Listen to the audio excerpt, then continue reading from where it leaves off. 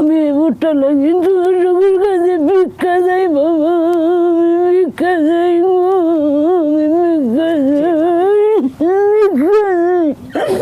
দর্শক, সময় টেলিভিশনে আজকের এই বিশেষ আয়োজনে আপনাদের সবাইকে স্বাগত জানাচ্ছি। আমি তানভীর হাসান। আমার সঙ্গে এই মুহূর্তে উপস্থিত আছেন এই মুহূর্তে দেশে যাকে নিয়ে খুব আলোচনা চলছে, কন্টেন্ট ক্রিয়েটর রিপন মিয়া। একই সঙ্গে একটু তথ্য দিয়ে রাখতে চাই, শুধু রিপন মিয়া নয়, তার পুরো পরিবার, বলতে গেলে মা এবং স্ত্রী সবাই আমাদের সঙ্গে আজকে কথা বলবেন।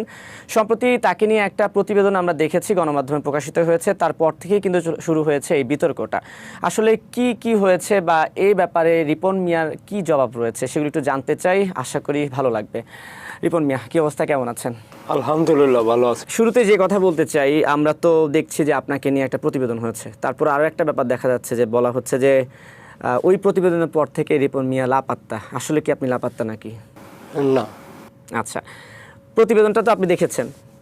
হ্যাঁ, অবশ্যই দেখছি। যে রিপোর্টটা আপনাকে নিয়ে হয়েছে, সেই রিপোর্টের ব্যাপারে আপনার কাছ থেকে প্রথমে আপনার বক্তব্যটা শুনতে চাই। এমনি মূলত কই থেকে কি হয়েছে আমি মানে বুঝছি না বিষয়টা। তারা মূলত আগে মনে হয় আব্বু আম্মুর কাছে গেছে, এরপরে আমাদের বাড়িতে গেছে। আমি বাড়িতে ছিলাম না, আমি বাজারে ছিলাম। এরপরে হঠাৎ সাংবাদিক এসে বলতেছে আপনার নামে তো বিচার আছে। আমি তো এমনি লেখাপড়া নাই, আমি তো ইন্টারভিউ দিই না কোনো জায়গায়। আমি কার সাথে কিভাবে কথা বলতে হয় এটা আমি বলতে পারি না, দেখে আমি মূলত ইন্টারভিউটা দিই না। পরে আমি ঘাবড়ায় গেছি। পরে একটা সময় রাগ ভাই বলছি, হ্যাঁ আমার ভাবি ওইখানে, আমার ভাবিও ছিল।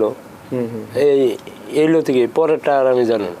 আচ্ছা, পরেরটা আপনি জানেন না, কিন্তু সেই প্রতিবেদন থেকে আমি কিছু প্রশ্ন করতে চাই। কি ধরুন, আমি যদি শুরু থেকে যাই, প্রথমে আপনার বাবা মাকে দেখানো হচ্ছে, তারা বলছিল যে রিপন আমাদেরকে টাকা পয়সা দেয় না, অনেক টাকা কামায়, ভরণ পোষণ দেয় না, আলাদা থাকে।